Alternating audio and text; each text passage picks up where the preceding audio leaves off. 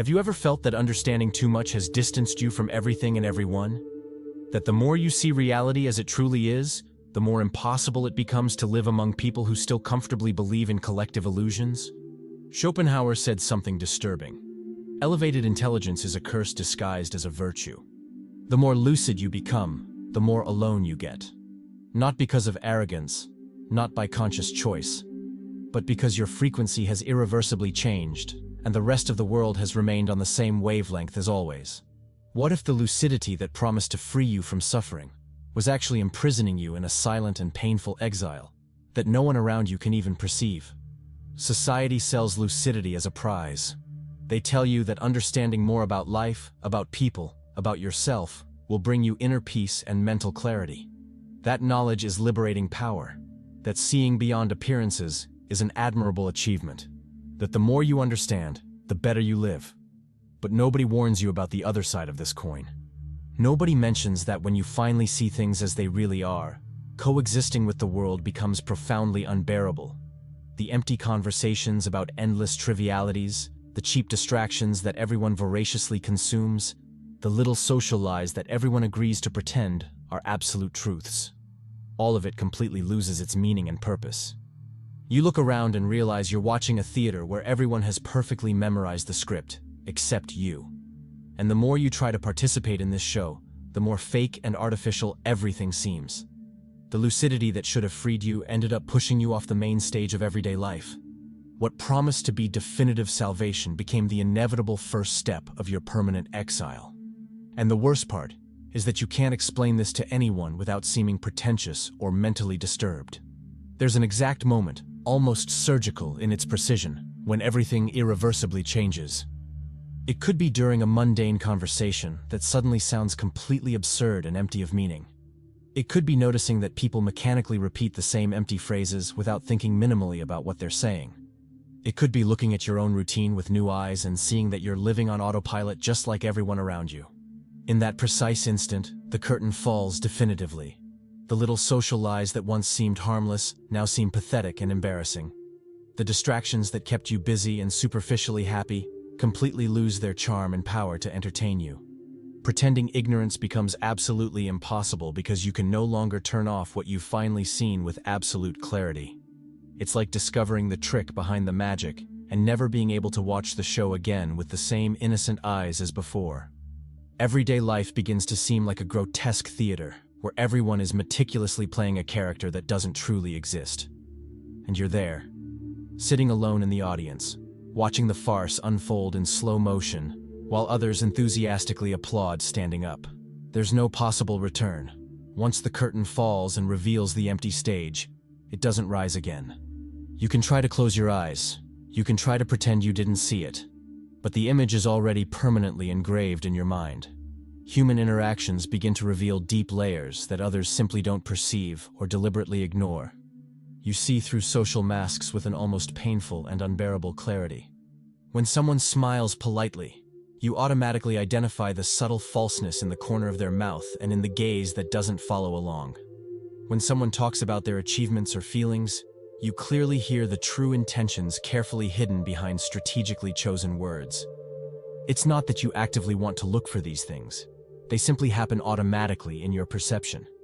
Your mind effortlessly decodes the small contradictions invisible to others, the body language that doesn't match the verbal discourse, the true emotions hidden under thick layers of social etiquette and political convenience. And this is profoundly exhausting. Because you realize with disturbing clarity that most conversations are nothing more than an elaborate game of social chess where nobody really says what they think or feel. You deal with carefully constructed characters all the time, rarely with genuinely authentic people. And each false interaction painfully accumulates like an open wound that never completely heals.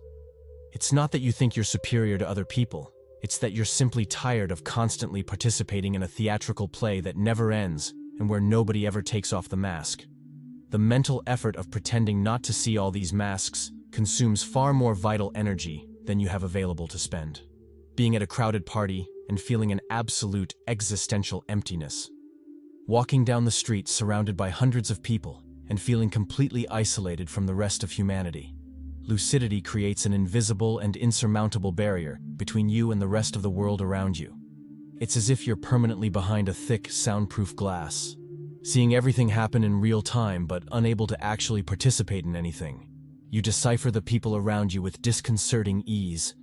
You deeply understand their behavioral patterns, their hidden motivations, their unconfessed fears. But they don't cross the deep abyss to reach you back. Because to truly get to you, these people would need to descend into the same dark depths that took you to this place. And the overwhelming majority doesn't want to descend at all. The majority consciously prefers to stay on the comfortable surface where life is lighter and more predictable, and the difficult questions don't hurt the ego as much. So you stay there, completely alone in the middle of the noisy crowd, feeling the crushing weight of a loneliness that nobody around you can see or understand. They only see someone quiet and reserved. You feel an insurmountable and frightening abyss. And the worst part is that you can't explain this articulately without seeming overly dramatic or arrogant in others' eyes. So you quickly learn to smile politely and wave socially, while inside you intensely feel that you're living on a completely different planet. Deeply understanding the suffering of others should theoretically bring you closer to people, right? But that's absolutely not what happens in practice. Empathy stops being a healthy bridge of connection and becomes a devastating mental and emotional overload. You look at someone and don't just see what they're superficially showing to the world. You viscerally feel the chronic pain they carry hidden. You understand the deep wounds they keep carefully concealed. You clearly perceive the silent desperation behind the forced and mechanical smile. And your body absorbs all of this without any natural defense or protective barrier. It's not common and superficial empathy that allows you to empathize and move on. It's literally feeling in your skin the anguish of others as if it were completely yours, as if you were living that specific pain. And this slowly consumes you from the inside. Each conversation deeply drains your vital energy because you can't simply listen passively. You dive headfirst into the intense suffering of the other person and come out of there carrying a psychological weight that wasn't originally yours.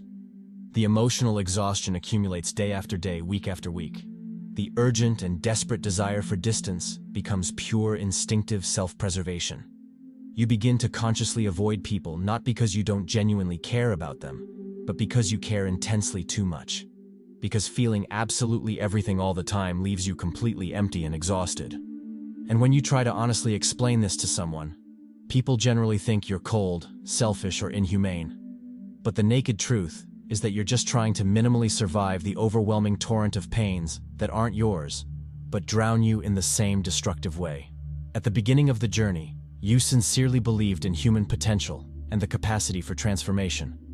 You saw people as beings genuinely capable of profound change, of emotional depth, of meaningful spiritual growth. You idealized true connections and nurtured real hope of finding souls that would resonate at the same existential frequency as you. But implacable lucidity progressively corrodes naive idealism like concentrated acid. Little by little, through countless accumulated disappointments, you painfully realize that the overwhelming majority of people don't actually want to wake up to anything.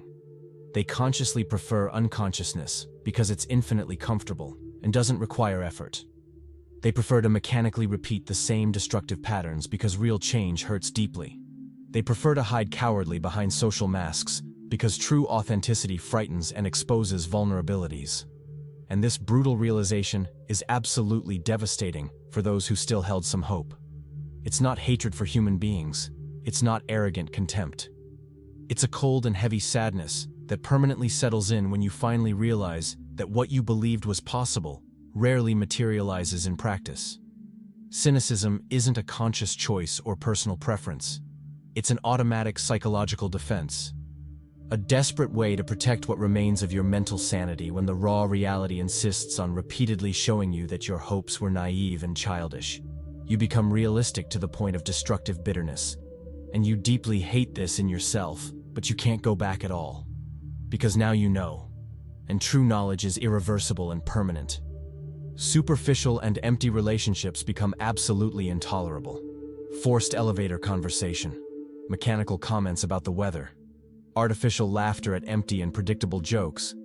All of this seems like a brutal waste of time and vital energy. But deep and meaningful relationships require a rare and specific compatibility that you almost never find in reality. Because to have authentic depth, the other person needs to be genuinely willing to dive into the same dark and disturbing waters that you inhabit.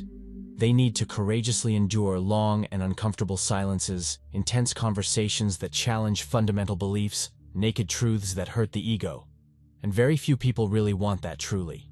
The frustration is constant and wearing. You try to share your complex inner world and painfully realize that the other person can't keep up with the pace.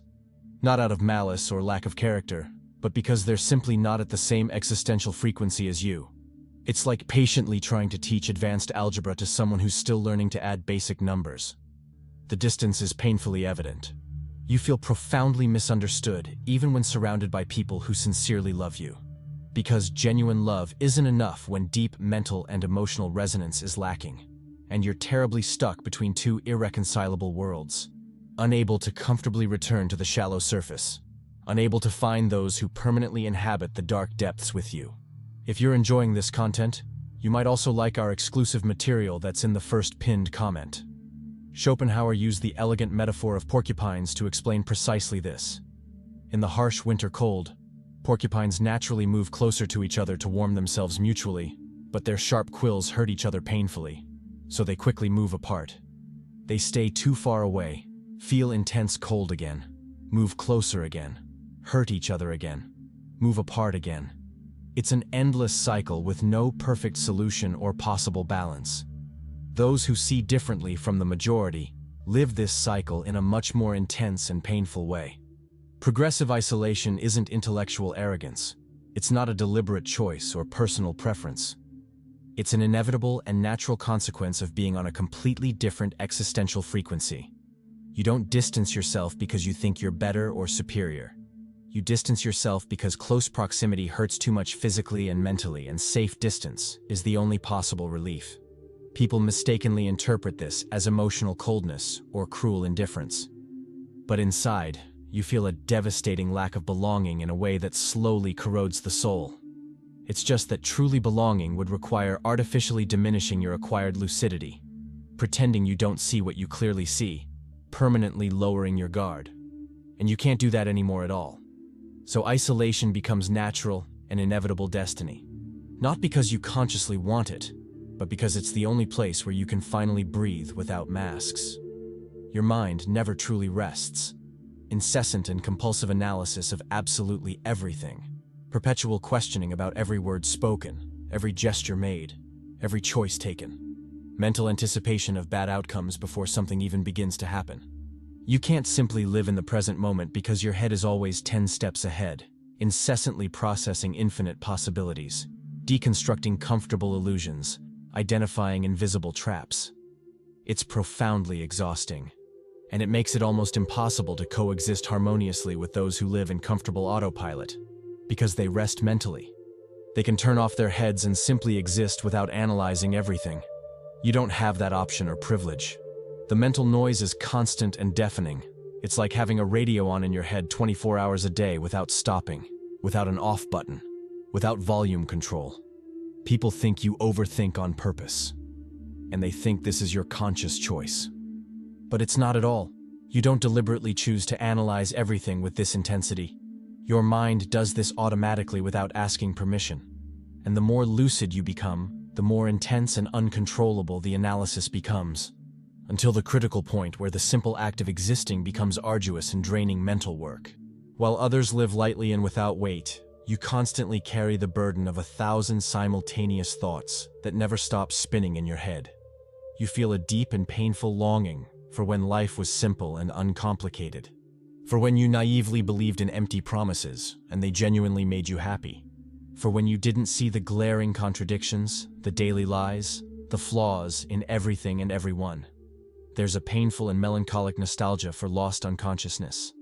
A vulnerable part of you desperately wishes to go back in time and not ask the difficult questions that brought you here, because now you know too much about everything. And this accumulated knowledge weighs like molten lead in your chest. It's not ignorance you really want back, it's lightness. The ability to laugh without automatic cynicism, to trust without obsessive analysis, to love without paralyzing fear. But these things seem absolutely impossible now. You look at those who still live comfortably in naivety and feel genuine envy, because they sleep peacefully all night while you stay awake with thoughts that pierce like needles. There's a secret desire, almost shameful, to unlearn all the truths that imprisoned you in this place.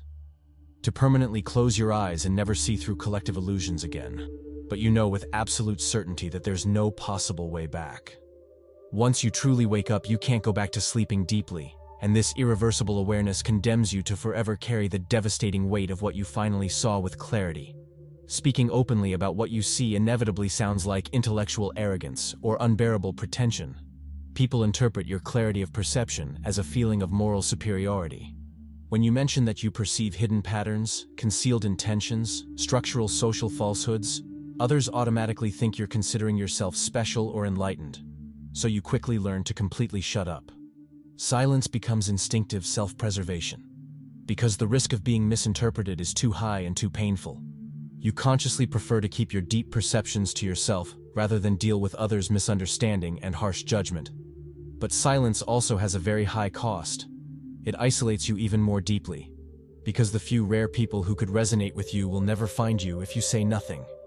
And you're terribly trapped in this cruel paradox. Speaking distances you from people, staying silent isolates you completely. There's no easy or comfortable way out. You learn to carefully choose with whom you share your deepest truths. And the vast majority of the time, you choose no one. Because it's much safer to carry it alone than to risk being wrongly judged. Withdrawal becomes an ingrained habit, and the more you defensively withdraw, the harder it becomes to truly open up again. Seeing with such clarity profoundly hinders deep and true love. You see with surgical precision the illusions that the other person carries with them. You clearly perceive the hidden fragilities, the unconfessed fears, the masks they wear even when they're intimately with you. And this prevents you from surrendering totally without reservations. Because loving surrender requires temporary blindness and trust. It requires genuinely believing in the image the other projects, without questioning too much or analyzing excessively. But you can't do that at all. Your lucidity automatically sabotages the very possibility of completely losing yourself in love. You sincerely love, but always with one foot back. You feel intensely, but with paralyzing fear of being deluded again. And the other person inevitably perceives this subtle distance. They feel that you're there physically, but not completely present emotionally. And this deeply hurts both. You desperately seek someone who can withstand your uncomfortable clarity, who doesn't get scared when you see through them, who can be deeply real without any mask. But this specific type of person is extremely rare to find. The overwhelming majority can't handle being seen like this, naked and vulnerable. So your relationships constantly live on a tightrope between vulnerable intimacy and safe distance. You want to surrender completely, but your analytical mind pulls you back every time you try. And in the painful end, you remain alone not because you don't love, but because your particular way of loving requires from the other person a courage that very few have. Being radically truthful inevitably distances people. When you're too authentic, too honest, too real, others feel deeply uncomfortable and threatened, because authenticity painfully exposes. It shows that it's possible to live without social masks, and this directly questions the masks that others wear daily. Most people consciously prefer polite and predictable falseness to naked truth. And you pay a very high price for no longer being able to comfortably pretend. Lucidity forces you to be authentic because you simply can't stand playing empty characters anymore. But this authenticity charges constant and painful rejection. People respect you from afar with admiration, but they don't genuinely want you nearby. Because you're too intense, too real, too deep for everyday superficiality. And this tires those who live comfortably on the shallow surface. Loneliness becomes your most faithful and constant companion. Not because you deliberately chose it, but because your authenticity naturally selects who can stay by your side. And the vast majority of the time, no one stays. You learn to coexist with rejection as an inevitable part of the price of clarity. And even knowing this rationally, it still hurts intensely every time someone distances themselves because you were too truthful, too honest, too authentic. Schopenhauer firmly warned that extreme lucidity reveals something profoundly disturbing: the absence of greater meaning in many things that sustain people's common life. Purpose, hope, progress. All of this can begin to seem like fragile construction before the existential void that lucidity mercilessly exposes. It's not deliberate nihilism or chosen philosophy. It's a natural consequence of seeing beyond the comforting narratives that society insistently sells. You realize with devastating clarity that much of what people desperately pursue has no real solid foundation. That the overwhelming majority lives on top of illusions necessary only to continue existing without falling apart. And when you can no longer cling to these comfortable illusions, you come face to face with the absurdity of human existence. This dangerous frontier between enlightenment and nihilism is terribly delicate, because understanding the absurd can completely paralyze you. It can make nothing seem worthwhile or meaningful anymore. And the more you deeply understand, the more you distance yourself. Not just physically from people, but conceptually from life itself. Because participating in something you know to be fundamentally illusory requires a specific type of faith that you no longer have. And in this, isolation becomes not just social, but existential and ontological. But there are concrete ways to not completely succumb to darkness. Cultivate genuine compassion for those who see less than you currently do. Remember with humility that most people don't deliberately choose unconsciousness. They simply haven't awakened yet to certain realities. And that you were also there in the past. Actively seek the rare souls that resonate at the same existential depth as you. They truly exist, even if they're statistically few. And when you finally find them after so long, the deep connection compensates for entire years of painful loneliness.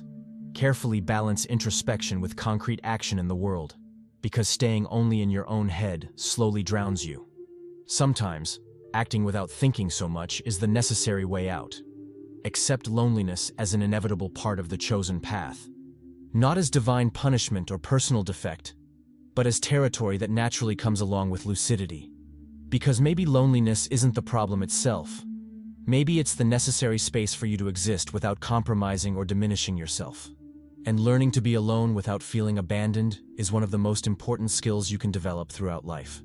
Because lucidity won't magically go away. So either you learn to coexist with it in a healthy way, or it completely devours you. Schopenhauer saw the loneliness of great spirits as fundamentally ambiguous. It can completely destroy. It can isolate you so much that you lose the capacity to connect even when the rare opportunity appears. But at the same time, it forces a rawer and more authentic existence than most ever experience. Because when you're truly alone, you don't need to pretend absolutely anything. You can be totally yourself. Without social masks, without commitments to others' expectations, without constant performance. Lucidity is a heavy and devastating burden. There's no way to honestly deny this. It pushes you out of the common world and throws you into a lonely and extremely difficult territory. But it's also a portal to rare and true connections that most people never know. Because the few people who can reach you in this dark place are those who are truly worthwhile. Those who don't ask you to be smaller, simpler, more palatable to social taste. They find you in the depths and stay. And these connections, when they happen, are more real than 1,000 superficial friendships. Lucidity takes a lot from you, but it also gives you something that few achieve: absolute authenticity and the possibility of true encounters.